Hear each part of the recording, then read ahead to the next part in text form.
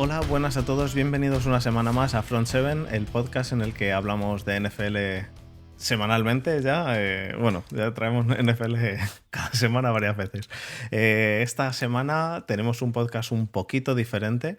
He traído a nuestro amigo Javier Almendros NFL en Twitter, y hemos traído, gran idea de Javi, hay que reconocérselo a él, a Juan Pedro, Juan Pex en Twitter, que es psicólogo deportivo. Bueno, ya le conoceréis algunos de que ha hecho una entrevista con Rubén Ideas en el Níquel y demás, y de Twitter, como le conocemos muchos. Y hoy va a ser un podcast un poquito diferente. Así que hemos traído a Juan Pedro para hablar un poco de psicología en el deporte, en la NFL y todo lo relacionado con el COVID. Como digo, idea de Javi, que es el que me ha engañado para, para hacerlo así, pero Era eso hacer un ranking. Entonces hemos preferido. el ranking Es un era... aficionado a un ranking. El ranking era la idea salsera, ¿no? Para un poco de salseo. Pero no, hemos preferido... Estaba a punto también, ¿eh? A mí me parecía mejor idea esto, en verdad, ¿eh? Que me lo dijo Javi y dije, me parece muy buena idea.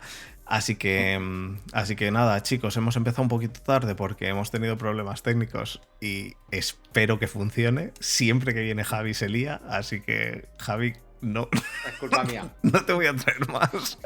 Es culpa mía. No, pero no sé por qué, no lo entiendo.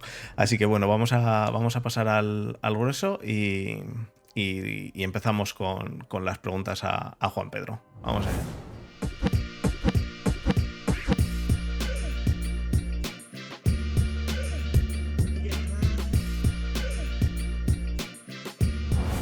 Bueno, pues como he dicho antes, hoy pregúntale a Juan Pedro. Lo primero, Juan Pedro, coméntanos, ¿estás ahora sigues trabajando en la Federación Española, ¿no?, de fútbol americano? Bueno, ahora estamos como en compar de espera. Bueno, lo primero es daros las gracias por la invitación, ¿vale? Porque Vamos, para tío. mí es un súper placer Gracias a ti poder venir aquí a por estar charlar con un rato nosotros. con el fútbol como excusa. Pues mira, podemos hablar de psicología y de muchas cosas y para mí es un gustazo la invitación. Ahora estamos un poco en compar de espera, hablando las cosas con normalidad. Como mucha gente que nos esté viendo sabrá, pues hubo elecciones en la Federación Española. Ganó el candidato que no era la línea continuista, por así decirlo, y entonces ya se han anunciado una serie de cambios en el staff. Entonces, bueno, yo estoy un poco pendiente de si quieren seguir contando conmigo como parte del staff del Team Spain, etcétera. Entonces, bueno, pues hemos estado hablando un poco, pero bueno, estamos un poco en compás de espera y ya está, simplemente. Bueno, vamos, sigo trabajando con deportistas de fútbol americano y para mí siempre, pues eso, siempre será un placer si me llaman para seguir con el staff, yo encantado. Se trata de sumar entre todos al final. Al final es eso. ¿Dónde estáis trabajando ahora? ¿O dónde estabas trabajando en la Federación Española? ¿Es en Madrid o...? No, es que la selección trabaja, pues lógicamente, pues como igual que la selección de fútbol, a base de concentraciones, de fútbol soccer me refiero. Se trabaja a base de concentraciones, entonces depende un poco de la competición que hay cada año, se concentra una serie de veces. Por ejemplo, pues en 2019, que fue cuando entré yo, pues yo estoy metido con el equipo de tackle, tanto de junior como de senior masculinos. Entonces, pues mi presencia estaba en las concentraciones de la selección junior y de la senior, y después en los periodos de competición. 2020 se paró toda la actividad internacional, la paró IFAB pues como se pararon 99,9% de los deportes por tema pandemia, y ahora 2021 parece que se va a retomar. Me parece que la selección absoluta, el Team Spain Senior, me parece que son 2 partidos este año. Hay un partido que son los que tenían que haber sido el año pasado. Hay un partido contra Israel en Israel y otro partido contra Bélgica aquí. Entonces, bueno, pero ya depende, es lo que te digo, depende un poco de cómo quieran configurar el staff. Por supuesto, el head coach nuevo, que es Óscar Calatayud, que le conoce todo el mundo, es una de las grandes eminencias del fútbol en nuestro país, tiene un bagaje en Badalona Drags tremendo. y el equipo que él quiera conformar, pues nada, estamos un poco ahí pendientes de eso. Si no puedo estar dentro, pues apoyando como todos los aficionados y ya está. Como todos, como todos. Ahora además el fútbol americano aquí en España, pues con la salida de Barcelona Dragons a la European League of Football, va a impulsar, o sea, por narices tiene que impulsarlo y bueno. Yo vivo ahora mismo en Alemania y espero que en España algún día haya lo que hay aquí, porque básicamente lo que hemos hablado alguna vez, eh, eh, lo que hemos hablado en las cañitas de los viernes, la ELF al final es una especie de German League of Football que se han separado un poco y que han cogido a un polaco y a un español. Es decir, no, los equipos son básicamente, son 6, ¿no? 6 alemanes y un polaco y un español. A ver si crece. Polaco y Barcelona Dragons, sí. A ver si crece, a ver si Sí. crece. Yo espero que sí.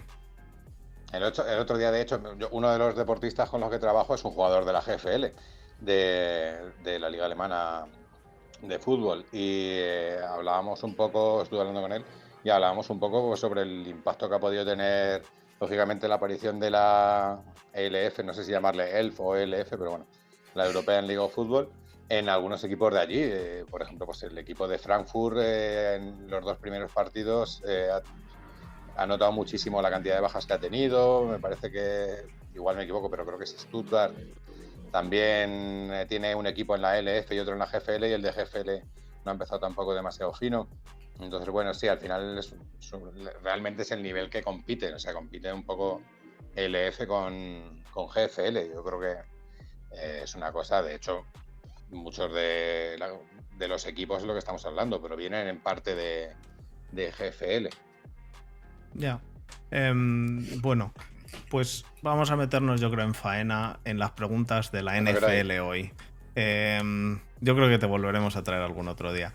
Pero vamos a meternos en las preguntas de la NFL, que es lo que hemos venido a decir. Sí, bueno, yo espero que la próxima vez no haya problemas técnicos. Como digo, a mí es traer a Javi y no pescuajeringa todo. Pero vamos, hoy ha sido extremadamente raro. Así que bueno, lo primero de todo es, como psicólogo deportivo, ¿cuál es tu opinión del COVID? ¿Cómo ha afectado el año pasado a todo el fútbol americano, sobre todo eso psicológicamente, a los jugadores, los entrenamientos, el estar con el miedo en el cuerpo, lo que se decía de van a hacer una burbuja para playoffs, pues ahora la hacen, ahora la semana que viene dicen no la hacen, la semana siguiente dicen yo soy de los Steelers y el que les hayan cambiado a los Steelers 2 partidos, los cuales estaban bastante claros, les han movido un bye, todo eso tiene que afectar psicológicamente a los jugadores, no, al final son jugadores sí, que claro, son fuertes, pero al final psicológicamente que te cambien un bye de la semana 8 a la 4, todo eso tiene que notarse, ¿no? Sí, evidentemente. O sea, al final, yo creo que ha habido equipos a los que les afecta mucho más, como seguramente el caso de Steelers es el más llamativo por toda la cantidad de movimientos que tuvo, etcétera. Pero a todos los equipos les acabó afectando en mayor o menor medida. Yo creo que más a nivel de organización, si queremos, seguramente que a nivel individual, o al menos más que lo que pensábamos muchos, entre los que yo me incluyo, de lo que podía afectar a nivel individual. Sí que es cierto que afectó un poco los opt-outs, pero hoy estaba repasando un poco datos y estuve mirando que al final, en total, de todos los jugadores de la liga, me parece que hubo 60 y tantos opt-outs por el COVID. Y en cuanto a jugadores que sean, vamos a llamarle, mediáticos, por llamarlo de alguna manera, pero como jugadores muy representativos, a mí me salían 5 casos que te caben en una mano. Me acuerdo de Duvernay Tardif, el O-line de Kansas City, de Donta Hightower, y me parece que era Patrick Chung, que también hicieron efectiva la opción del opt-out. Y entonces yo creo que acabó afectando más a nivel organizacional con toda la serie de precauciones que tuvieron que tener, etcétera, los jugadores, yo creo que en ese sentido los deportistas se suelen adaptar bien a este tipo de cambios. Es cierto que dentro de el colectivo, lógicamente, además en un colectivo tan grande hay muchas diferencias individuales, habrá jugadores que lo lleven mejor, otros jugadores que lleven peor determinadas cosas que pueden resultar estresantes. Recuerdo, por ejemplo, leer que tenían una especie de pulseras, o no lo vi en el canal de YouTube del chico este del receptor de Indianapolis Colts.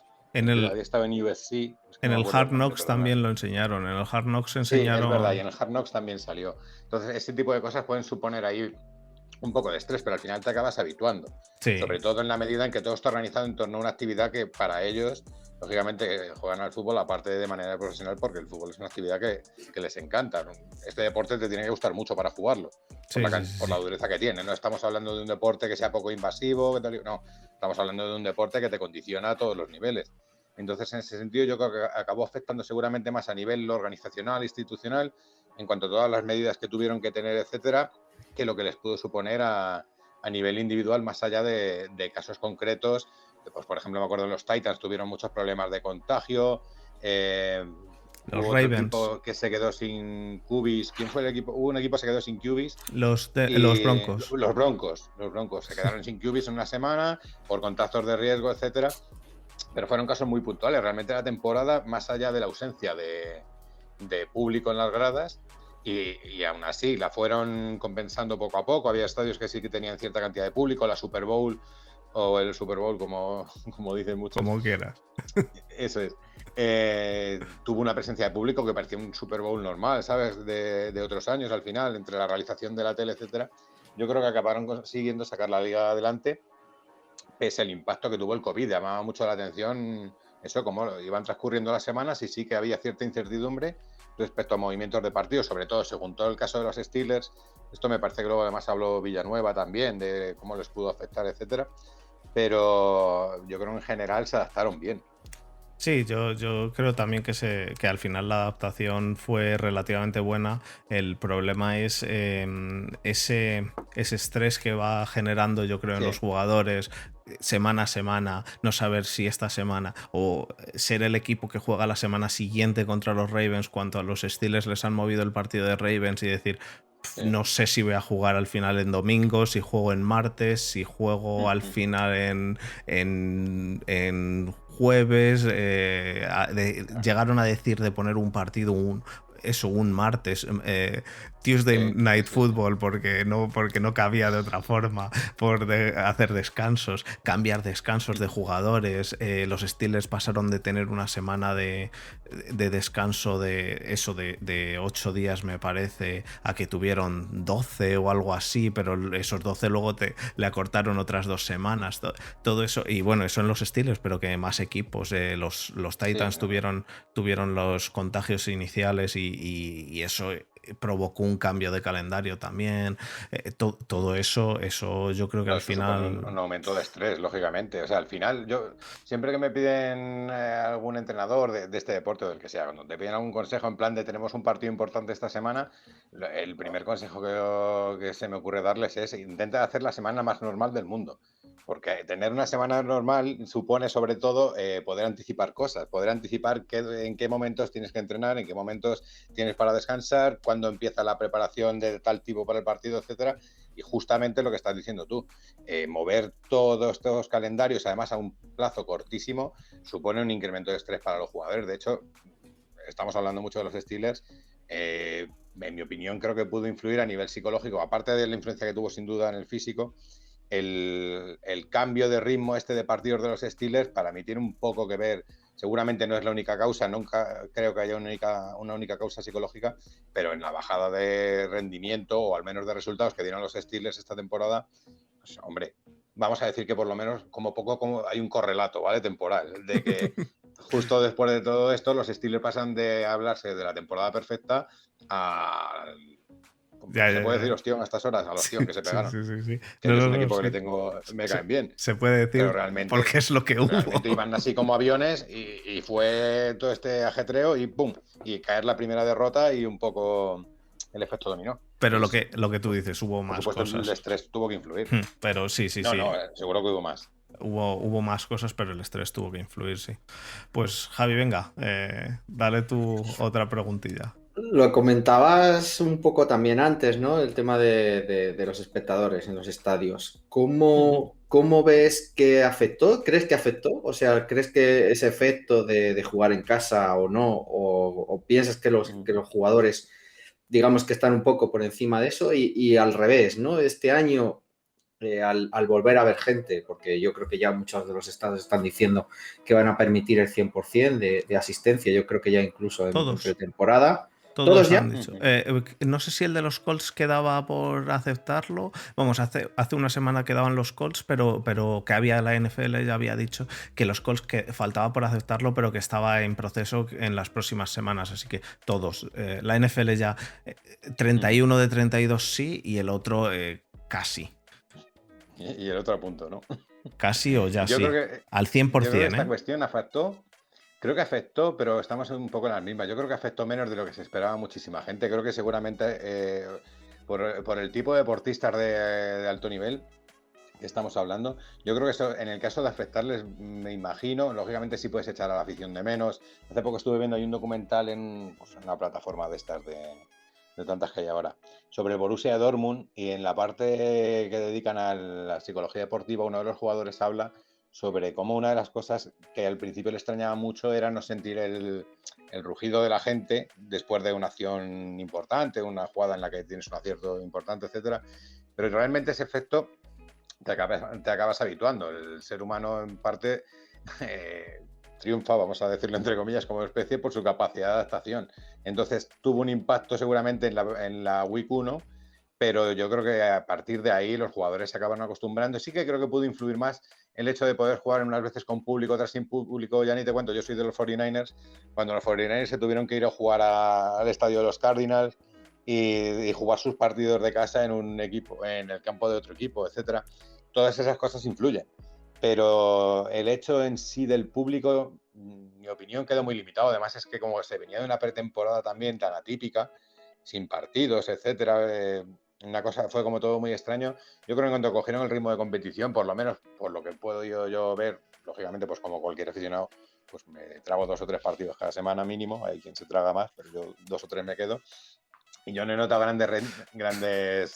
grandes diferencias respecto a otros años, quitando a lo mejor la primera semana, que sí se podía notar a los jugadores un poco pues deshabituados, por llamarlo de alguna manera. Pero vamos, igual que a los rookies les cuesta coger el pulso según qué cosas, pues a cualquiera que está acostumbrado a jugar, sobre todo en Estados Unidos. Si me dices en Europa, pues lógicamente en Europa no tiene impacto el jugar al fútbol americano sin público.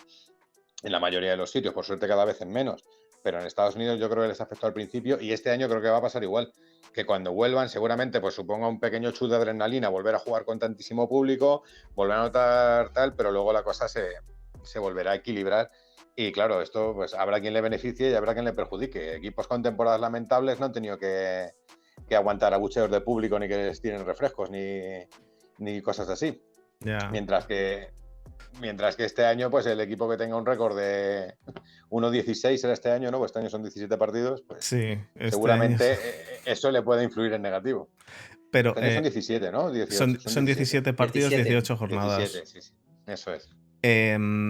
Pero ¿no crees que los estadios más bueno, que más animan, como bueno, los conocidos son los más conocidos son Kansas City y Seattle? ¿No crees que la falta de público les pudo hacer un cambio? No a ellos, no tanto a ellos, sino lo que el tener ese público puede minar al rival, y que ese rival en ese caso no estaba tan minado por ese público. Yo personalmente te diría que analizando, es que influyen tantos factores que limitar no solamente, o limitar el efecto sobre el público es muy complicado. Si comparas la temporada de Kansas City este año sin público con la temporada anterior, realmente no hay una diferencia tan significativa. Este año Kansas City ha hecho otro temporadón, se ha plantado bueno, en Super Bowl, etcétera. Claro, podemos hablar de Seattle, que quizá a lo mejor Seattle, que no tiene tanto nivel como ha podido tener otros años o como puede tener Kansas City hoy día, a nivel, me refiero puramente de jugadores, a nivel técnico y físico, pues a lo mejor le pudo influir, pero personalmente creo que no en demasía. Es una opinión muy personal. O sea, sí. Tampa, yo creo, ¿no? Influyen muchos otros factores, sobre todo la igualdad de condiciones. Tampa yo creo que es el ejemplo más claro, ¿no? Que ha ganado, ¿no? Yo no sé cuánto hacía que alguien no llegaba a la Super Bowl. Yo creo que a lo mejor desde los Giants, del 11 creo que fue. Llegar a la Super Bowl jugando todos los partidos fuera, ¿no? Que casualmente luego juega solo en casa el partido de Y sobre eso también había muchas dudas de cómo podían encontrarse... Al final el público es un factor que influye, pero no influye tanto como lo que ocurre dentro. Yo esto es una cosa que hablo mucho con mis deportistas, que puedes estar pensando que el factor público influye, pero tienes tantísimas cosas por delante en un partido de fútbol americano me refiero, tienes tantísimas cosas por delante que tú, el público te puede dar un mínimo empujoncito, que a lo mejor en ocasiones puede ser fundamental. Pero no es lo que más determina el rendimiento en un partido el público. ¿Puede influir? Por supuesto que puede influir. Pero ya a tanto nivel como para plantearnos si hay una diferencia tan significativa, personalmente lo vería un poco como infravalorar el resto de aspectos, tanto la parte táctica como la parte física como la parte propiamente técnica. Yeah. Brady, por ejemplo, no me ha parecido peor quarterback sin público que con público. Yeah. No, eso me imagino. Eso yo también me lo imagino.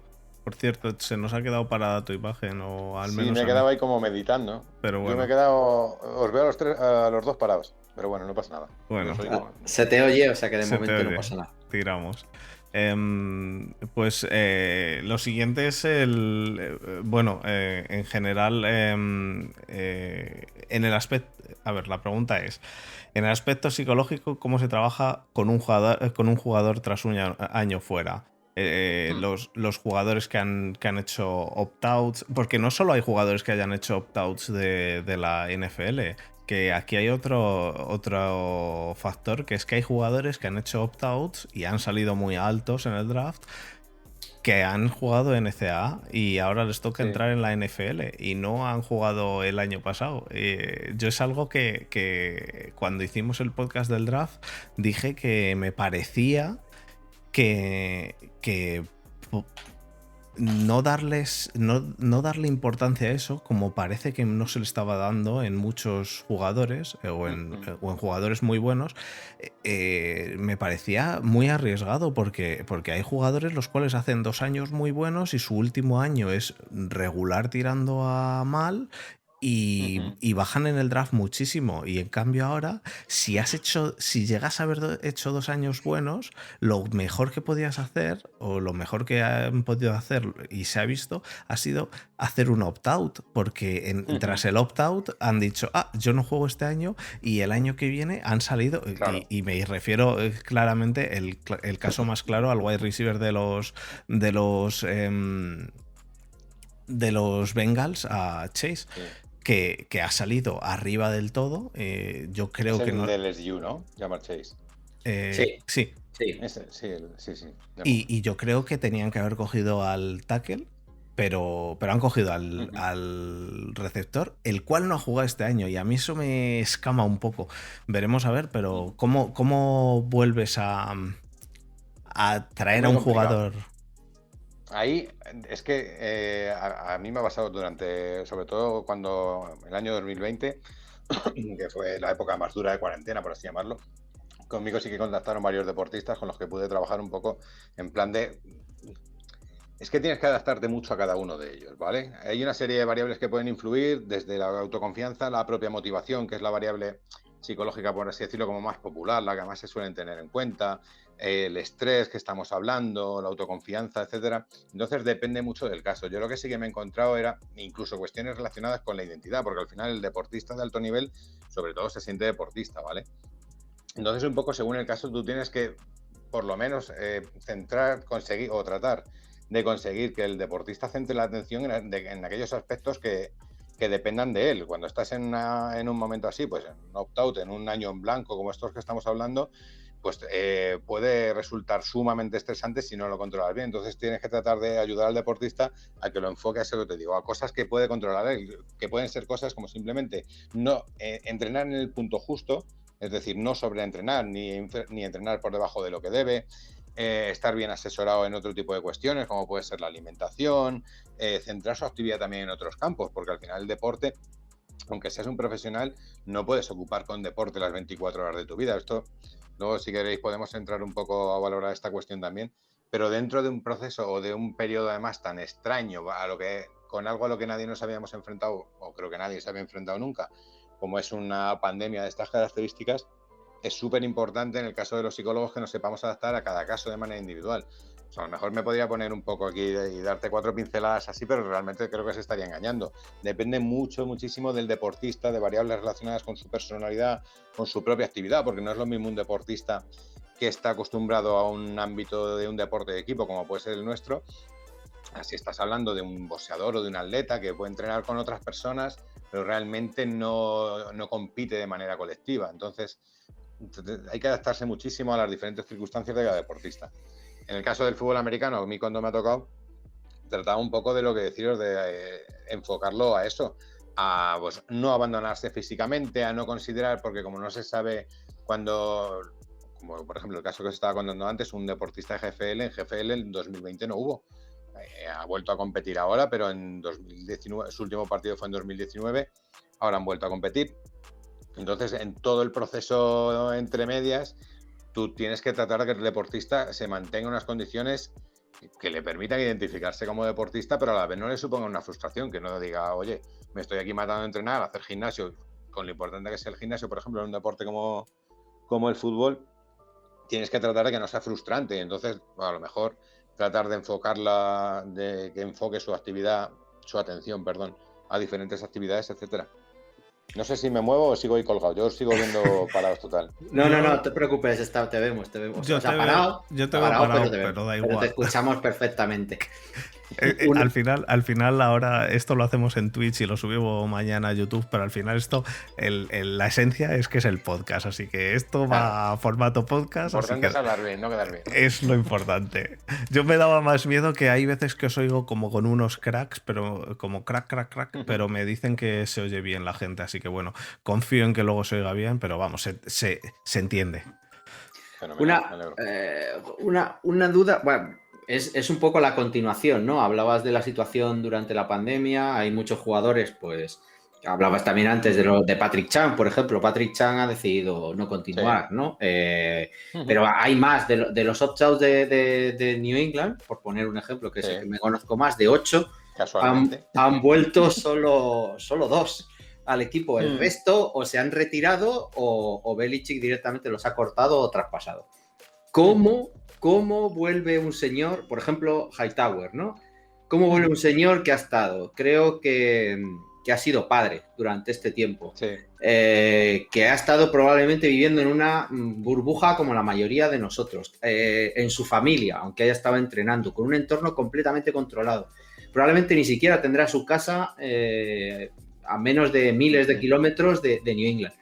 ¿Cómo se trata a un deportista así, que evidentemente no sea una máquina psicológica y que ya venga súper motivado para volver, después de prácticamente que 2 años o año y medio sin haber pisado el campo, sin cortar con todo lo que ha sido tu entorno, tu red de seguridad hasta cierto punto, la misma que hemos tenido cada uno, y vuelves allí a, pues eso, como tú decías antes, ¿no? Un deporte con una exigencia física tan grande, ¿no? ¿Cómo mentalizas a un jugador para enfrentarse a ese cambio tan radical?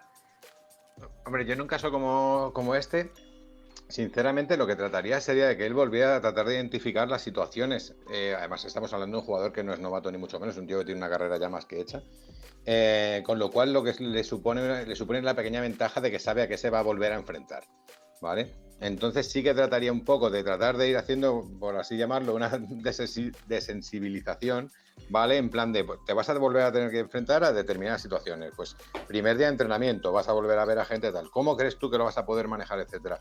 Es decir, hacer un pequeño trabajo anticipatorio, ¿vale? Para ver en qué aspectos hay que trabajar de cara a reforzar o qué aspectos no hace falta reforzar, porque a lo mejor estamos hablando de que Hightower lo que viene es con ganas de comerse el mundo y no tienes que hacer un trabajo específico con según qué cosas, pero con otras sí. Pues por ejemplo, hoy estaba leyendo, por ejemplo, como hay jugadores que están vacunados y jugadores que no están vacunados, Pues por lo visto es que las diferencias van a ser brutales entre, según lo que he visto en las normas, Eso desde es. que los jugadores que no están vacunados no van a poder salir del hotel en viajes con el equipo y los otros van a poder ver a familiares que sí están vacunados.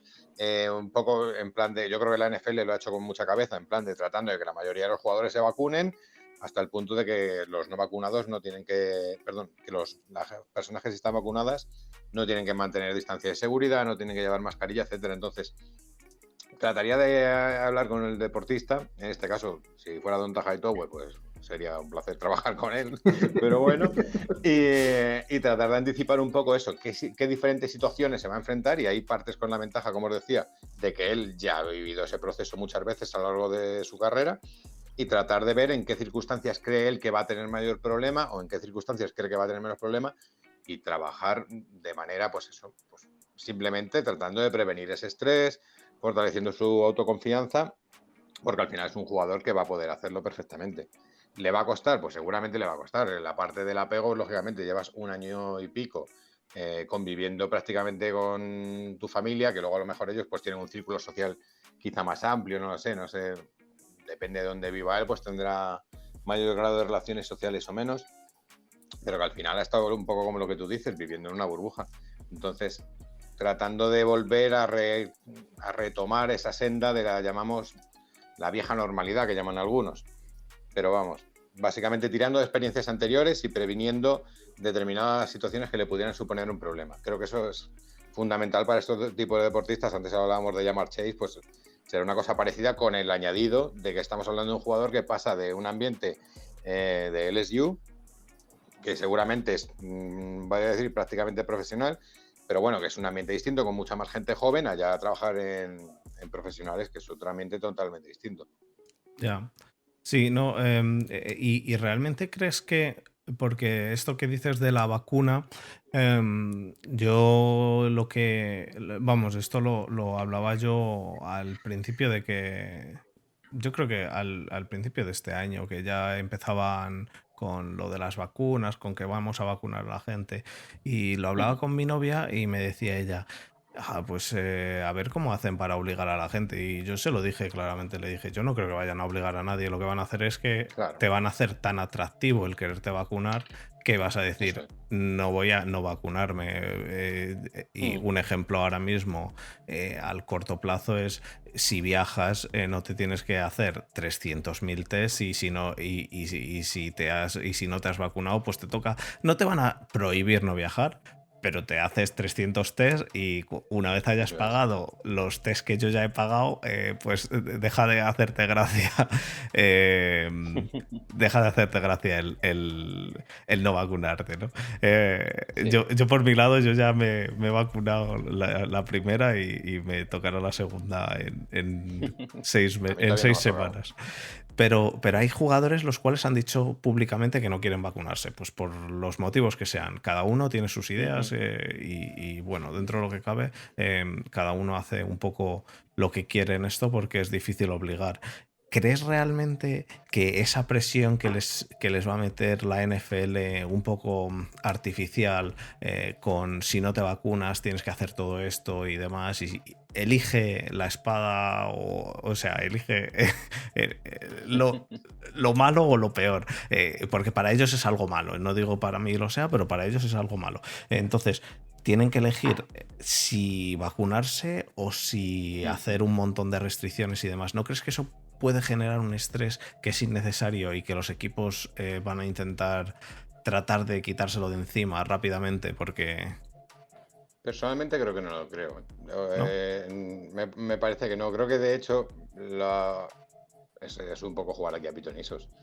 Pero cuando tú estés viendo en un vestuario, yo me imagino que yo no me vacuno, y resulta que yo tengo que ir todos los días a lo mejor una hora antes porque me tengo que hacer un PCR obligatorio. Según he visto, los jugadores no vacunados se tienen que hacer un test cada día durante todos los meses. Es decir, esta gente va a empezar en julio o agosto, y desde ahí hasta que terminen en febrero, los que tengan más suerte, o sean mejores, se van a tener que hacer un PCR o un antígeno o la prueba que sea, y van a tener que estar todos los días, mientras que otros compañeros, por el hecho de estar vacunados, no, y los otros van a tener una serie de libertades. Yo creo que eso acabará influyendo, seguramente. O sea, ese tipo de medidas, lógicamente, facilitan mucho el que tomes la decisión de qué tal. O además, son gente que pueden estar súper asesorados a todos los niveles, a nivel médico, a nivel psicológico, etcétera. Y eso también tendrá su influencia. En cuanto a que suponga un estrés, personalmente no lo creo. Quizá hace un año sí, por lo que estamos hablando, porque es una circunstancia totalmente nueva para muchísima gente y tal, pero yo creo que de cara a este año, en la medida, las cosas suponen mucho estrés cuando se percibe cierta amenaza. El estrés es una reacción del cuerpo a eso, entonces en unos casos es útil, o sea, el estrés que se te genera es el típico ejemplo que se te pone en la facultad de psicología.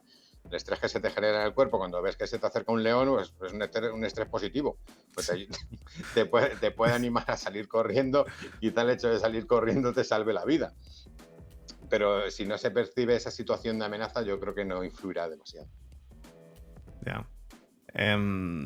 Habrá que ver ahora cómo empieza. Yo creo que muchas de estas preguntas y muchas de estas reacciones las vamos a ver en las 2 o 3 primeras semanas y vamos a ver qué equipos andan. Pero quizá, como lo que has dicho al principio, que el año pasado nos esperábamos quizá una reacción mayor de la que al final hubo y lo vimos en lo que dices, en la cuarta, quinta semana, que al final no era para tanto y que los jugadores se adaptaron.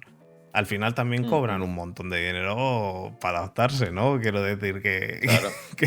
que lo que cobra Brady claro, no lo voy a cobrar. Pueden recibir incluso presiones, ¿sabes? Para recibir la vacuna. El otro día leí una frase de Bruce Arians que me hizo mucha gracia, que le preguntaron que si iba a llevar algún experto para hablarle sobre la importancia de vacunarse y tal. Sí, lo vi. Y dijo, no, simplemente les voy a decir que si quieren volver a que todo sea como antes, se tienen que vacunar.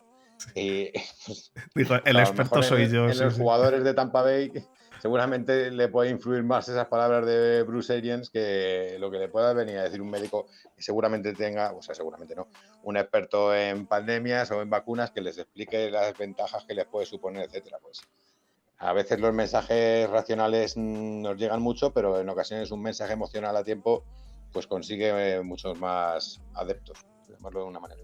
Sí. Javi, ¿preguntas tú? Que tienes aquí una pregunta gorda. Yo creo que se han unido, ¿eh? Yo creo que esos 2 puntos eran 2 preguntas aparte, pero bueno. Eran aparte, vale. Yo creo que sí, pero bueno. A ver, yo siempre tengo, desde que entré en este deporte, tengo la impresión de que hay como 2 temas que se ven como muy generalizados, ¿no? Que son que tienen una enorme confianza en sí mismo, que a veces incluso les llega a pensar que todavía están para jugar al primer nivel y básicamente la liga es la que acaba retirándoles, no ellos, que no son conscientes, y luego ese clic, ¿no? del esfuerzo y del trabajo, ¿no? Ponía el ejemplo de Brady y de Manning, por ejemplo, que estaban completamente obsesionados con el fútbol. Sí. ¿Tú crees que ese tipo de comportamiento, de personalidad, vamos a llamarle, se ve en el resto de deportes, o es simplemente que nosotros lo tenemos un poco idealizado por la distancia? Pues seguramente creo que tienes mucha parte de razón en la importancia o en la facilidad que se tiene al menos para ver ese grado de confianza elevadísimo en este deporte. Pero yo no creo que sea tanto como que hay más grado de confianza, sino que se expresa más a lo que puede ocurrir en otros deportes, ¿vale? Al ser un deporte por así decirlo, como muy, no sé, muy gráfico, no sé, muy plástico, muy espectacular a nivel puramente visual, desde la propia indumentaria lo es, creo que también en cierto modo se facilita eso. Ya el hecho de que sea un deporte de choque, de contacto muy, muy duro, creo que además contribuye a eso. Entonces mi respuesta a la primera pregunta sería que creo que ese grado de autoconfianza lo tienen todos los deportistas de alto nivel. Yo por lo menos, he trabajado aparte de con fútbol americano, con jugadores de fútbol, con atletas, boxeadores, jugadores de baloncesto, hasta con eSports. Y yo creo que ese grado de confianza cualquier deportista de alto nivel sí que lo tiene. Lo que sí que creo que en el fútbol americano se suele expresar mucho más que en otro tipo de deportes, porque seguramente está mejor visto ese tipo de comportamientos. No es fanfarronería la palabra, pero sí como en plan de mostrar ahí tu poderío, ¿vale? Si lo queremos llamar así. Está mejor visto seguramente con otros deportes. O sea, Cristiano, por ejemplo, se quita la camiseta al celebrar un gol y enseña los músculos y la gente lo interpreta como un gesto de chulería. y un linebacker hace un sack que revienta al cubi que tiene delante y pone el gesto ahí con los brazos, sacando toda la musculatura que tiene y se toma como un gesto súper natural. Entonces creo que en ese sentido este deporte facilita un poco el que se reproduzcan esa serie de comportamientos, vamos a llamarle un poco pues exuberantes, ¿vale? En plan de mostrar músculo. Y eso, claro, pues viene sobre todo de la confianza del jugador en sí mismo y en sus capacidades. Y respecto a la segunda pregunta, pues creo que hay casos como ese, pero no, eso ya sí que no creo que haya tanta diferencia entre lo que es el fútbol con lo que puede ser el soccer o con lo que puede ser otros deportes. Se habla mucho de los casos de Brady, seguramente que es un completo obseso de este deporte, súper analítico, etcétera, con ganas de mejorar cada día. Pero Brady, aparte de esas ganas de mejorar cada día, es que, claro, tiene una capacidad para leer el juego, y me voy a meter en charco que no es mío, tiene una capacidad para leer el juego que es brutal. Y porque no es un tío tampoco... Yo he visto toda la carrera de Brady y lo que... para mí lo que le ha diferenciado siempre es la capacidad de toma de decisiones que tiene. Entonces, no es un quarterback que sea un atleta en plan de correr muchísimo. Hemos visto todos quarterbacks con mejor brazo, etcétera, pero al final es el jugador que toma decisiones muy bien en los momentos más difíciles de tomarlas. Con Peyton Manning igual. Esa obsesión, vamos a llamarla así, ¿les ha podido ayudar a mejorar? Sin duda, porque no es lo mismo una persona que va a hacer un trabajo por cumplir que una persona que vive completamente por y para su trabajo.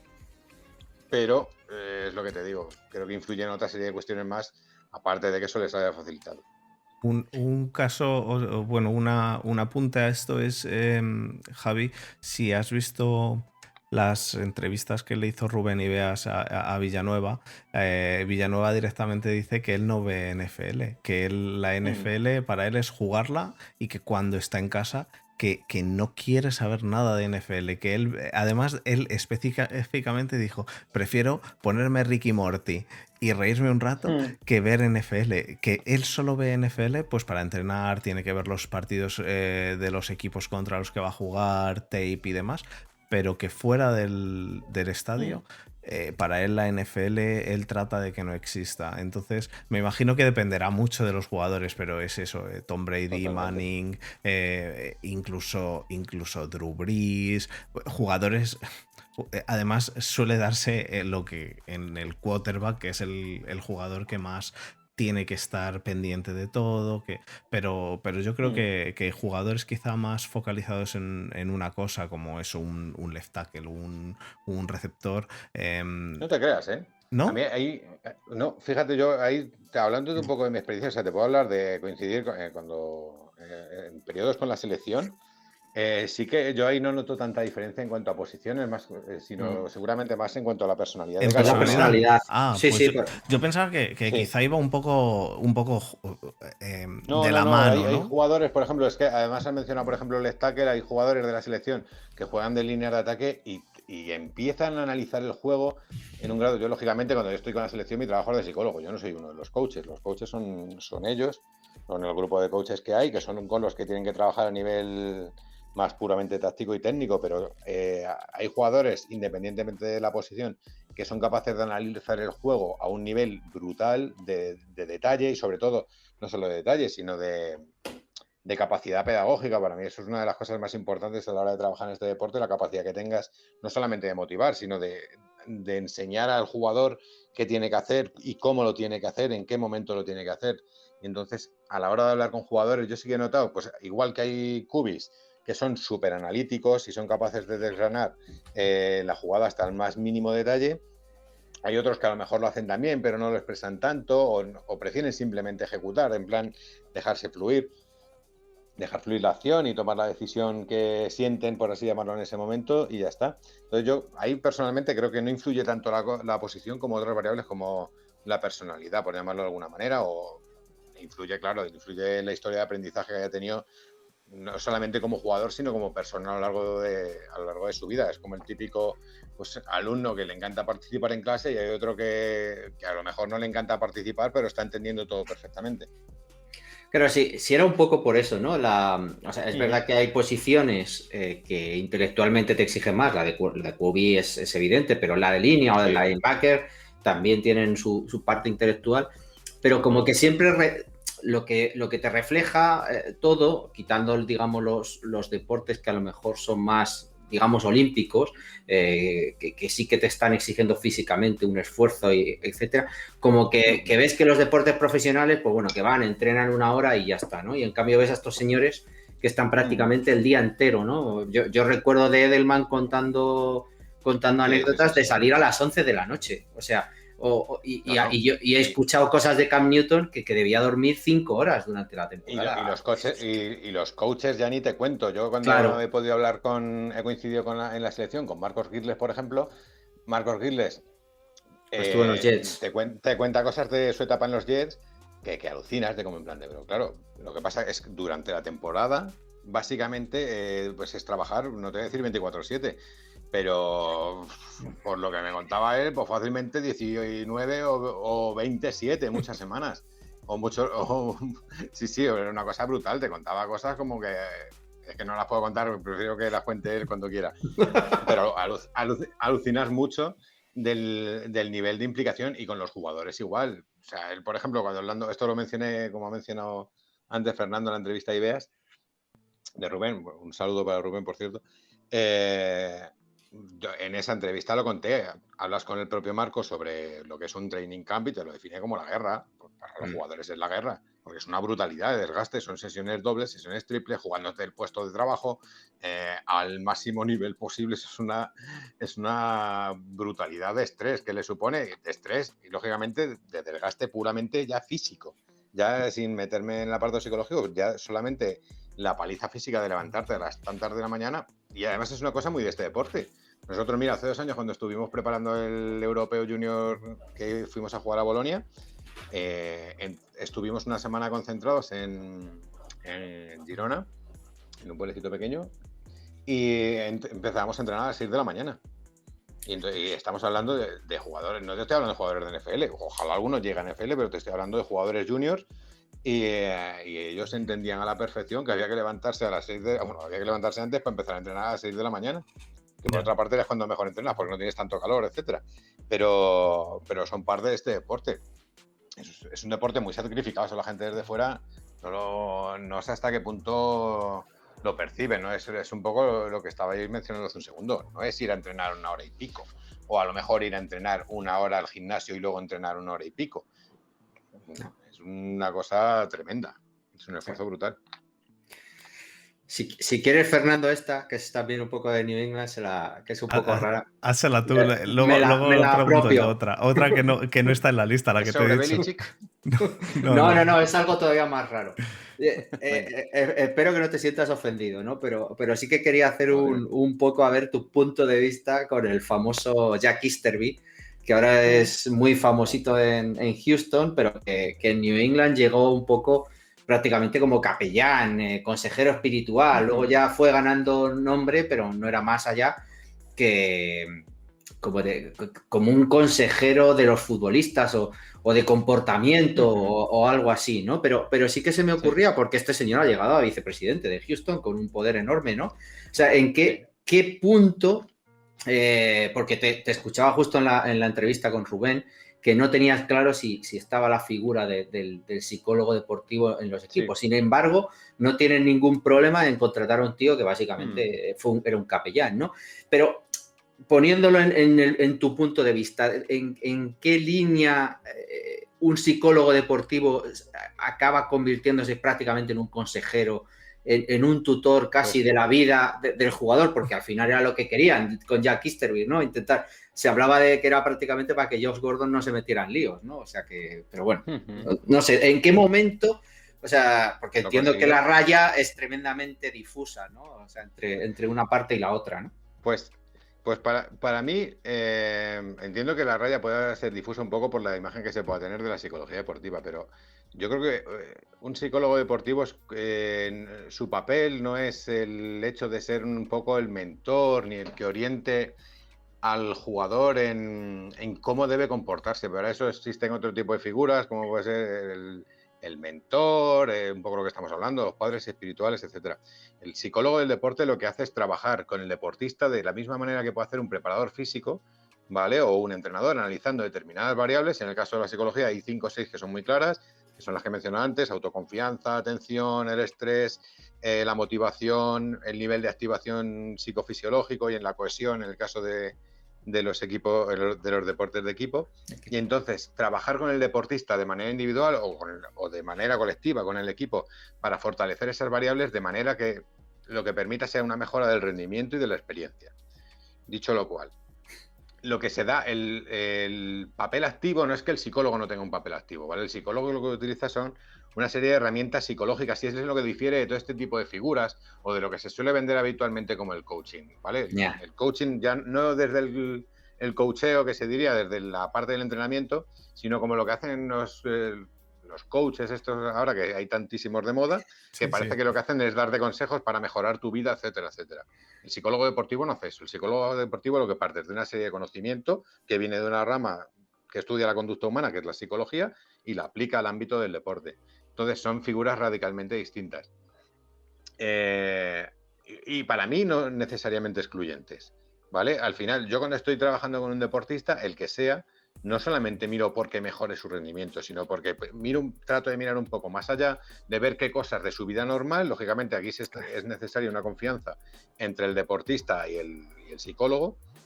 Es necesaria una confianza para que el otro se sienta lo suficientemente cómodo y con la suficiente tranquilidad de que, lógicamente, tú no vas a sacar una ventaja de la información que él te pueda dar, pero tú necesitas conocer un poco el contexto en el que se mueve ese deportista, no solamente dentro del deporte, dependiendo un poco de la demanda con la que te llegue el deportista, ¿vale? Entonces, no son papeles necesariamente excluyentes, pero sí que yo entiendo que una cosa es la persona que está dando una serie de consejos, igual son una serie de consejos maravillosos, ¿vale? Pero el papel que tenemos los psicólogos del deporte es sobre todo favorecer lo que te digo, que la persona, si yo tengo un deportista que tiene una falta de confianza, mi trabajo como psicólogo no es darle palmaditas en el hombro y decirle, no, si tú eres suficientemente bueno, yo tengo que utilizar una serie de herramientas para que él se perciba a sí mismo suficientemente bueno, por ejemplo. Y entonces, respecto al papel de los psicólogos en los equipos de fútbol americano, pues vuelvo un poco también a lo que hablé en esa entrevista con Rubén, pero es que pues también lo que son las cosas, yo os puedo contar, yo llevo viendo NFL desde el año, no sé, 94, 93, por ahí, creo que fue por ahí, 93, 94, y pues terminé la carrera de psicología en el año 2005, me parece, y todo este tiempo viendo NFL, pues resulta que hace 15 días se me había escapado de todas que por un equipo tan histórico en la NFL como los Chicago Bears habían tenido a una psicóloga deportiva española que se llama Noelia Balaguer, y me enteré hace 15 días. Y entonces, claro, yo me quedé así como diciendo, ostras, tú. Claro, pero tú te pones a buscar psicólogos de equipos de la NFL y no encuentras. Si encuentras alguna mención, sí, como muy de pasada. Entonces, no es tanto un problema de tabú. Al final, mi problema, no, yo no tengo ningún problema con eso. Pero creo que la cuestión con los psicólogos es que se sigue ajustando o se sigue asimilando esa palabra de la psicología con determinadas cuestiones que no tienen necesariamente que ver con la psicología del deporte. Se suele asociar la psicología con el estigma de estar loco, de tener problemas mentales, etcétera, y no tiene por qué ser eso. Un deportista, por ejemplo, que ficha por un equipo muy importante del deporte que sea, se tiene que desplazar a otra ciudad, pues a lo mejor puede tener una serie de problemas de adaptación que le supongan un incremento del estrés. Ese incremento del estrés se le puede acabar traduciendo en lesiones y me da igual el deporte. De verdad lo digo. Y entonces, no tiene nada que ver. Estás hablando de un problema de perfil psicológico y no estás hablando de ningún tipo de trastorno mental, estás hablando de una situación, de un problema de adaptación. Entonces, en una situación así, yo, por ejemplo, entiendo que los psicólogos del deporte facilitan mucho más de lo que te puede facilitar un mentor. El mentor te puede decir, no, tú le puedes poner ponle todo el corazón del mundo a lo que haces.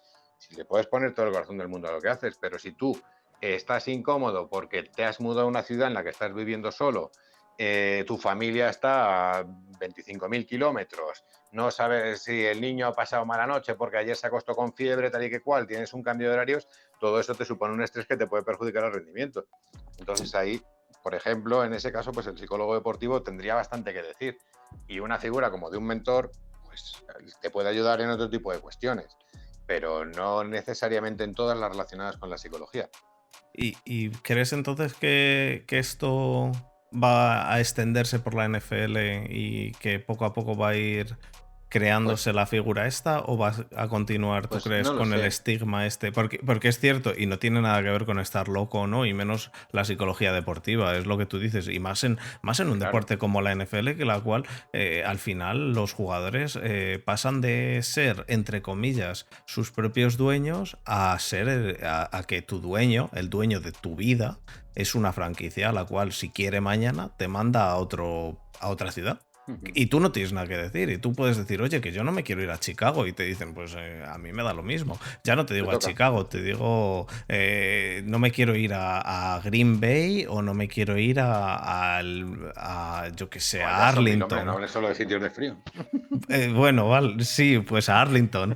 No me apetece irme a Arlington. Pues te vas porque lo hemos decidido. Entonces, eso yo creo que tiene que también ser importante, y que las franquicias deberían.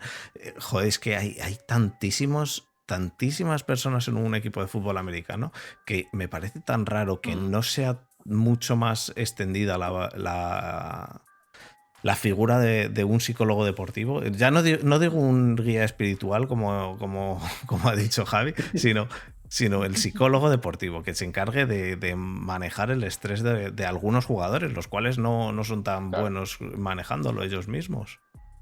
Yo creo que aquí hay una cuestión, o sea, por una parte, yo creo que es una figura que, por una parte, es lo que os estoy diciendo. Me parece, yo me enteré hace 15 días de que hubo una psicóloga española muchísimo tiempo trabajando con los Chicago Bears, y hasta cierto punto tiene sentido que se dé, no digamos, discreción al papel del psicólogo, ¿vale? Yo creo que llegará a un punto en el que se trate con la misma normalidad con la que se habla de los preparadores físicos. Nadie piensa que un equipo contrata un preparador físico porque sus jugadores estén pasados de peso. Nadie lo piensa. Todo el mundo piensa que tienes un preparador físico porque quieres optimizar la parte física de los jugadores. Claro. Igual que tienes un scout para analizar el análisis que tienes del rival, etcétera, etcétera. En cambio, con el papel del psicólogo, pues parece que sigue existiendo ese determinado, vamos a llamarle prejuicio, ¿vale? O ese estigma. Yo creo que ese estigma se irá perdiendo a medida en que los jugadores y las organizaciones se den cuenta que nuestro trabajo es fundamentalmente beneficiarles a ellos. Igual, pues, pero a todos los niveles. Yo estaba pensando antes en la Eurocopa, que está celebrándose estos días. Que yo sepa, en la Eurocopa tienen psicólogo como parte del staff. España tiene a Joaquín Valdés, que es un psicólogo como la Copa Un Pino, súper bueno, y además lleva muchísimo tiempo trabajando con Luis Enrique. La selección de Gales creo que tiene psicólogo también. Y luego ya, pues, dices, joder, pues si yo, que sigo el deporte y la psicología, no me llegan más nombres, pues seguramente, pues si los tienen medio de tapado. Entonces, bueno, la cuestión no es tanto que se haga público, sino que creo que las instituciones deportivas se den cuenta de que el psicólogo lo que hace es beneficiar al deportista. Igual que costó un tiempo que, pues, ¿cómo se llama esto? El COI, ¿no? El Consejo Superior de Deportes empezar a contratar psicólogos, y hace ya bastante tiempo cuenta con psicólogos en los centros de alto rendimiento, etcétera, como, pues, por ejemplo, Pablo del Río, que ha trabajado con gente como Carolina Marín, y luego Carolina Marín empezó a trabajar con otra psicóloga, etcétera. Cuando se den cuenta de que el papel del psicólogo que hace es beneficiar al deportista y con ello a su rendimiento, pues seguramente la figura empiece a ser más habitual. También estamos hablando de deporte, que la inmensa mayoría del deporte, por suerte o por desgracia, en mi opinión por desgracia, no es una actividad profesional. El profesionalismo del deporte es la cúspide de la cúspide. En el caso de la NFL, pues ni lo hablamos de la cantidad de gente que juega en la NFL, que es muchísima, pero comparado con la que juega fútbol americano en el mundo, el filtro es brutal. Fijaros solamente en el filtro que hay respecto a NCAA, pues imagínate respecto al resto del mundo. Y en el caso de otros deportes como el soccer o el baloncesto, pues es que el filtro es igual. Y la inmensa mayoría de los deportistas no son profesionales, para lo que digo, pues por circunstancias de la vida, porque al final así es como se ha configurado el mundo. Sí. Entonces, por otra parte, yo entiendo que a lo mejor si los recursos son limitados, pues lógicamente muchas organizaciones piensen, bueno, pues si hemos seguido sin psicólogo hasta ahora, pues igual podemos seguir. Ya. Pero claro, la cuestión es que el psicólogo lo que va a hacer es que mejore el rendimiento de los deportistas. Es que eso de si hemos estado hasta ahora sin esto, ¿para qué vamos a meterlo? Es una... Como todo. Vale con todo, y es una mentalidad tan mala en mi punto de vista, porque al final no mejoras. Mira, hilando con esto, te voy a hacer una pregunta, bueno, dos preguntas que nos han hecho oyentes mientras estamos en el Twitch. Una nos la ha hecho Javier Gil, que seguro que lo conoces. No me diré nada por Javier Gil. Pues no se te ve la cara. Javier Gil, vamos 2-1 en nuestras series del Madden. Me tienes abandonado, pero te voy ganando 2-1. Es que como no se te ve la cara, no sabemos si realmente estás de broma o no. Bueno, sí. entonces. El reto a Javier Gil del Madden. Preguntas si crees que debería trabajarse en college con los chavales. Que él piensa que muchos creen que van a triunfar y luego se la pegan fuerte. Y esto. Sí, y dudo mucho que no se haga. Sinceramente lo digo, ¿eh? Estamos un poco en la opacidad esta de la que estamos hablando. Es que dudo muchísimo que no se hace. En México, por ejemplo, sé que hay bastantes psicólogos trabajando, que es un país que tiene el fútbol americano con mucha más tradición que aquí. En México hay muchos psicólogos del deporte, o bastantes psicólogos del deporte, trabajando en equipos de universidades. La Liga Mayor de México es una liga muy potente. No sé si habéis visto alguna vez, pero es bastante potente, muy interesante de ver, además. Pues os la recomiendo. Hay equipos muy, muy poderosos, súper trabajados. Y yo creo que en NCAA seguro que muchos programas lo tienen. Pero muchísimo. Otra cosa de lo que estamos hablando. Que salga a la luz, que no salga a la luz. Que se lo guardan, seguro ¿no? que lo tienen. Y en instituciones universitarias que tienen sus facultades de psicología y seguramente tengan especialidad de deporte, muchísimas de ellas, dudo mucho que no se haga. Más que en profesionales, seguramente. Y la otra pregunta que nos la ha hecho Marcos, que es un seguidor nuestro de los Steelers, sí. Es que si esta función de psicología deportiva en los equipos de NFL, que él cree que es una función que venían haciendo y que hacen los head coaches, que en el caso de los Steelers dice, Tomlin ha dicho hoy que está más ocupado en trabajar con Haskins, el cual... quería hacerte yo otra pregunta de Haskins, como persona antes que como jugador. Entonces, puede ser que el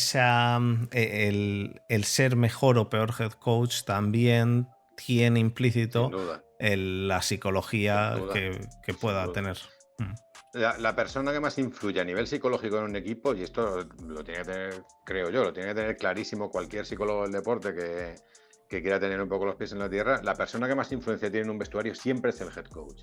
Entonces, la cuestión, cuando yo trabajo con un equipo, sea lo que sea, mi trabajo fundamentalmente es ayudar al head coach.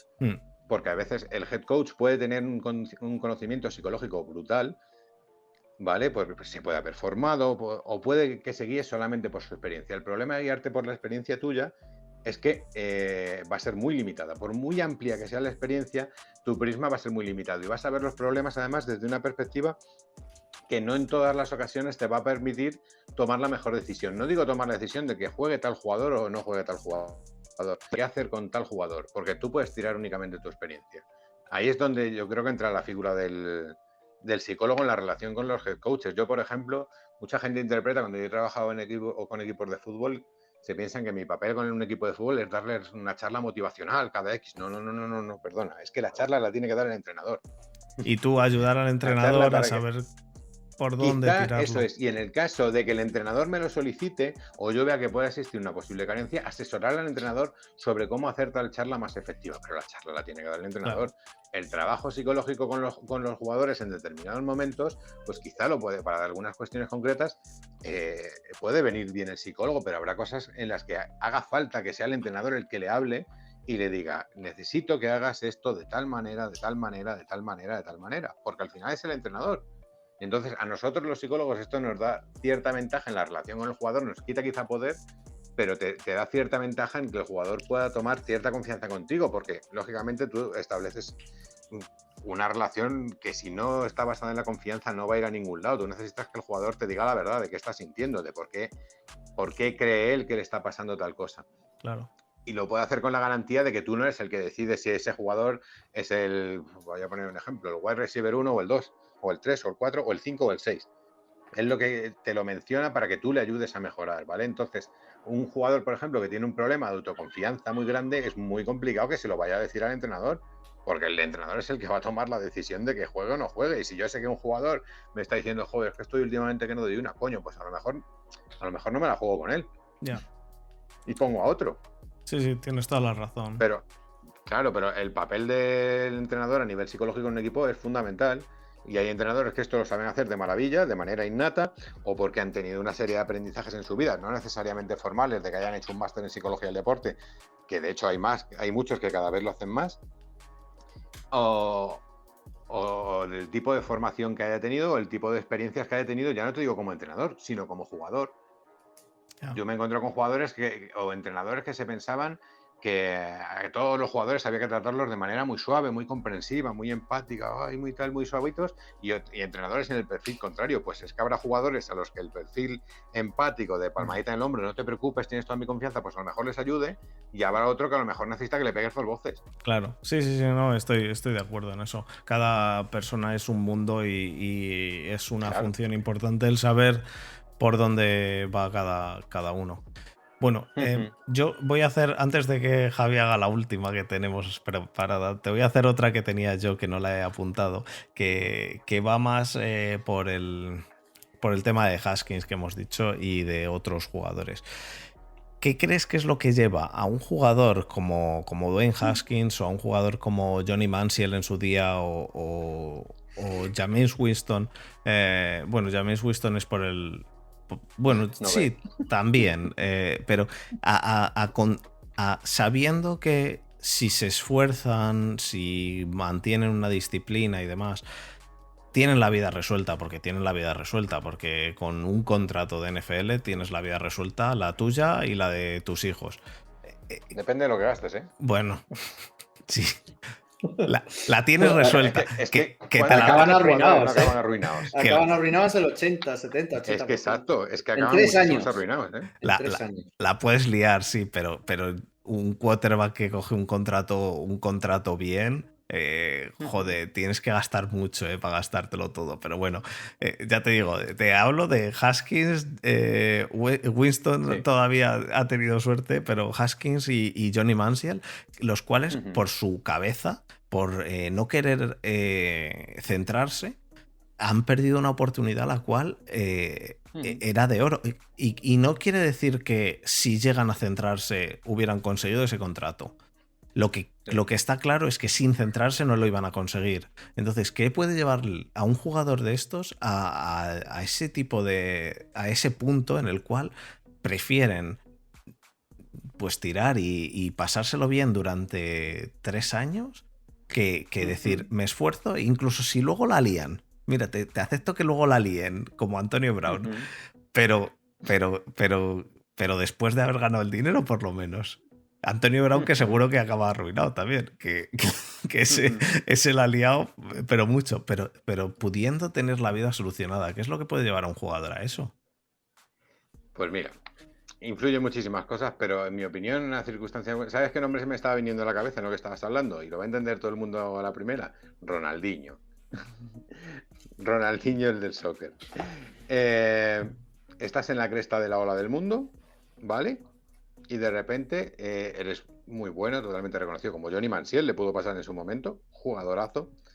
Pero al final, cuando hablamos de motivación, ¿vale? Que para mí es la palabra clave en una situación de estas, todo el mundo habla de motivación, como en plan de las ganas que se le pone a algo, el empeño que se le pone a algo, pero la motivación no es solamente eso, ¿vale? Ahí podemos hablar de dos tipos de motivación. Una motivación sería la motivación básica, que es esta que estamos hablando, el hacer algo porque disfrutas haciéndolo, etcétera, etcétera. Pero luego hay otro tipo de motivación que se llama motivación cotidiana, que es la que te lleva a seguir manteniéndote en una actividad, ¿vale? Pese a los sinsabores.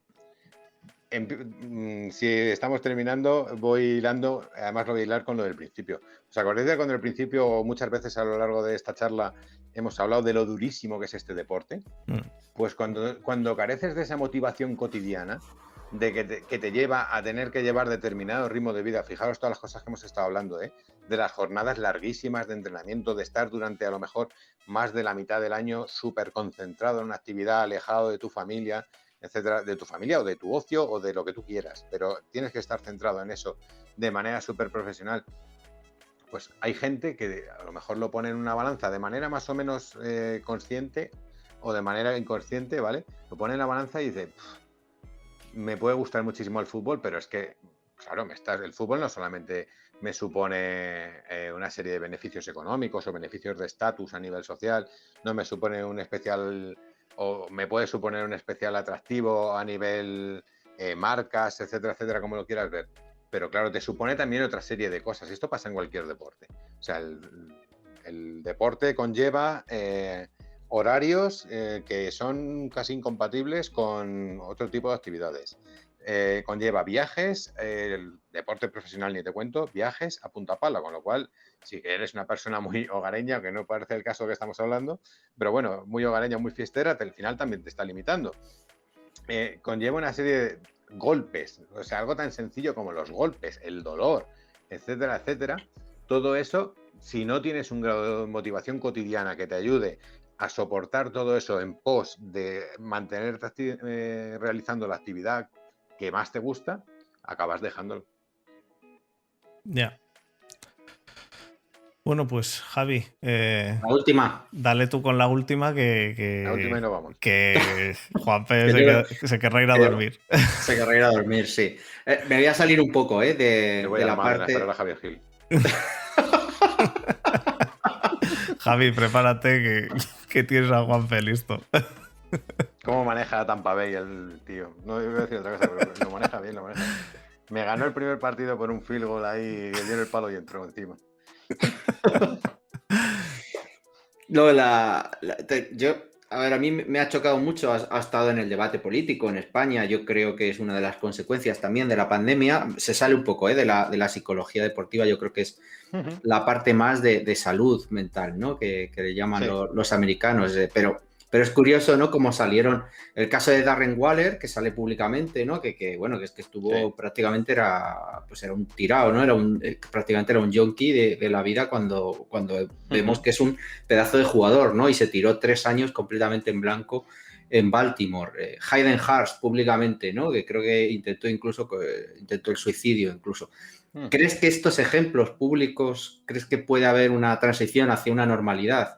A lo mejor el primer principio es el psicólogo deportivo, pero digamos el quitar el estigma de todo esto, ya no solo en nuestra sociedad, que imagino será más complicado y mucho más, yo creo, en una sociedad como bueno, pues con las ideologías más latinas, ¿no? Más europeas del sur, digamos, sino más, bueno, ¿tú crees que poco a poco eso iremos quitando ese estigma y dándolo como algo mucho más normal? De hecho, hoy escuchaba, por ejemplo, una estadística que la mayoría de los jóvenes y adolescentes, creo que un 20 o un 30%, la principal enfermedad que vayan a sufrir en el futuro será enfermedades mentales. Entonces, ¿crees que ese estigma iremos quitándolo poco a poco y que ejemplos que salen públicamente como Hayden Hurst nos ayudará a eso? Ojalá. Para mí esa parte de la salud mental, o sea, a mí me encanta el deporte, yo trabajo en el ámbito del deporte, pero me parece fundamental que se incorpore la salud mental al panorama de la atención primaria, poniéndolo ya negro sobre blanco, como decía el otro. Al final, si permitimos que esta serie de estigmas se acaben traduciendo en que no se percibe esa necesidad de atención psicológica, a mí me parece es que iba a decir una pena, pero es que realmente es una injusticia que el hecho de que una persona que tenga determinado trastorno mental solamente pueda recurrir a la vía privada para recibir un tipo de atención médica, pues no le veo mucho sentido, más allá del estigma, ¿vale? Yo creo que aquí las instituciones sí que tenían que dar un paso adelante. Vamos a centrarnos un poco en el ámbito nuestro en España y sin tratar de hacer apología de mi profesión o algo así, considero que sería muy importante a nivel social, de verdad, que se aumentara el grado de atención psicológica a la población que lo necesita. No todo el mundo tiene un trastorno, pero por ejemplo con la pandemia sí se hablaba muchísimo de la cantidad de casos de ansiedad, etcétera, y luego te encuentras con que cuando se abren determinadas vías para que la gente solicite ayuda de tipo psicológico, la gente las utiliza. Yo participé en una iniciativa del Colegio de Psicólogos de Madrid que necesitaban o pidieron psicólogos del deporte para atender a deportistas confinados, y yo fui uno de los voluntarios y tuve que atender algún caso. Entonces, esto parece que sí, que cuando hay una opción de recurrir a ayuda psicológica, pues mucha gente lo demanda. Pues quizá lo mejor es que hace falta que abramos esas vías para que la gente que tiene problemas de tipo psicológico, que no necesariamente son trastornos gravísimos, que puede ser una cosa, pues, una etapa de ansiedad o una persona que está depresiva, sobre todo nos va a permitir detectar casos graves antes, ¿vale? Y prevenir determinadas circunstancias como las que tú has mencionado también ahora mismo. Entonces, si creo que va a pasar, creerlo no lo creo, pero lo deseo fervientemente, por la salud de la gente. Yo he de decir que en esto creo que tiene un poco que ver con lo que has dicho con lo de ser en España, ¿eh? Yo vivo en Alemania y creo que, bueno, no sé hasta qué nivel la sanidad pública te cubre el psicólogo. Seguro que una parte es cubierta por la sanidad pública, porque aquí va un poco también, diferente. ¿no? Pero sí, aquí también, sí, el problema es que hay poquísimos. El problema es que yo me he encontrado no con deportistas de alto nivel, pero sí cuando estaba trabajando en una escuela de deporte me he encontrado con padres que me venían con algún determinado problema que tenían sus hijos y les decían, pero es que esto no te lo tengo que tratar yo, necesitas un psicólogo clínico y tal. Y me dicen, ya, pero es que he pedido cita en el ambulatorio y me han dado 4 meses. A eso iba, que aquí Claro, de todos que ya modos estamos hablando no solo de un problema de salud mental, estamos hablando de un problema de salud pública. Y pasa igual con muchas especialidades. Aquí no es eso, patrimonio de la psicología, claro. Aquí eso es que en Alemania, en el caso de Alemania en particular, es que la sanidad pública es privada en el fondo, en verdad es privada. Entonces es un poco diferente. Entonces eso no te lo encuentras, aunque te lo encuentras para otros casos. Para otros casos te encuentras esperas de 6 meses también. Pero hay algunos casos en los cuales no tanto. Y no sé cómo va la psicología, pero sí que te encuentras muchísimo más aquí, que las empresas dedican muchísimos más recursos. Las empresas, Claro. y yo trabajo en una empresa grande, pero he trabajado en una empresa más pequeña y también dedican más recursos a tratar la psicología para la gente, y me imagino, no sé cómo funcionará en los equipos de aquí de Alemania de fútbol americano, pero me imagino que algo tendrán también de psicología deportiva, porque se lleva mucho aquí eso. Pues puede ser, no lo sé, yo... A ver si me entero. Sí. Y traigo a un alemán. De hecho, hombre, yo puedo preguntar, ya te he dicho que trabajo con gente que está en GFL y tal, pero por ejemplo, que yo sepa, los equipos que yo más o menos tengo ubicados no tienen psicólogo. No tienen. Pero bueno, podemos hacer un movimiento ahí, preguntar un poco a través de jugadores y eso, a ver si podemos enterarnos de algo. Pero vamos, lo veo complicado. Al final estamos hablando un poco de lo que estábamos hablando antes. Al final es que los recursos marcan muchísimo. Y si en organizaciones que tienen, no vamos a decir capacidad ilimitada económicamente, como las franquicias de NFL, que era como la excusa de nuestra conversación, no siempre dan el paso, pues tú imagínate organismos muy limitados. Ya. Pero vamos, te digo franquicias de NFL, como te digo, equipos de primera división de liga de aquí. Que creo que psicólogo tiene, te voy a decir 3, por no pillarme los dedos, pero 3 de 20, de primera división te estoy hablando. ¿No tienen recursos? Venga. Estás hablando de fútbol, no fútbol americano. Sí, de fútbol soccer me refiero. Pero Ojalá vamos, tuvieran tres psicólogos los equipos de Serie A. Sí, pero dinero hay. Bueno, pues yo creo que con eso ha quedado un programa bastante redondo. ¿Tienes alguna pregunta más, Javi, para hacerle a Juan Pérez? No. Bueno, agradecerle la colaboración y nada, encantado. Yo lo tenía en la mente desde hace mucho tiempo, que yo creo que lo de la pandemia va a ser una de las consecuencias, que iremos viéndolo con el tiempo y bueno. Ya. Ha estado fenomenal. Yo por lo menos me voy súper contento. He perdido un buen ratillo aquí hablando. Hemos perdido a Javi. ¿Tú me oyes, Juanpe? Yo sí te oigo. ¿Tú me oyes a mí? Yo sí.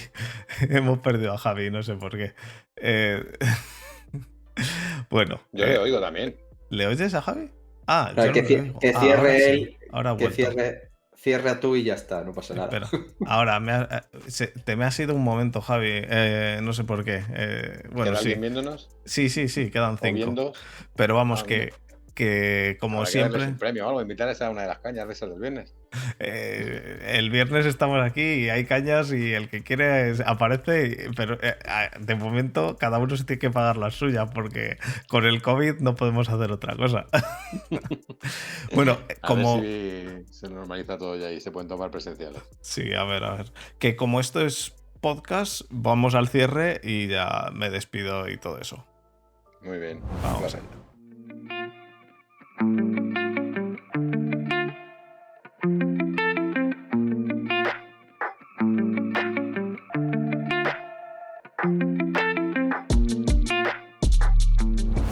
Bueno, pues muchas gracias a todos los que nos habéis oído esta semana. Creo que ha sido uno de los mejores programas de la off-season porque después de traer un Power Ranking en el que nos salió que la Super Bowl iba a ser Rams contra Browns y estar barajando traer un ranking de quarterbacks, o sea, de running backs, creo que este programa ha sido muy, muy interesante. Gracias a Juanpe por estar con nosotros. Gracias a Javi una semana más por estar aquí, por haber tenido la idea. Y nada, hoy hemos tenido, para los que nos están oyendo y viendo en YouTube, hemos tenido hoy miércoles el último episodio de La Pizarra, en el cual enseñamos NFL a novatos de la temporada, ya los siguientes para la temporada que viene. Y este viernes estaremos en Las Cañitas con la gente de Frozen Tundra, charlando de Aaron Rodgers, porque... Porque de qué van a hablar con gente de Green Bay a día de hoy, ¿no? que cuando se acabe lo de Aaron Rodgers te podemos traer, Juanpe, y nos cuentas qué puede haber en esa cabeza. Es un tío especial, sí. Es un tío muy especial. Es especial, sí. Así que bueno, muchas gracias a los dos y nada, hablamos para otra colaboración, ¿vale? Gracias a vosotros. Venga, un abrazo, chicos.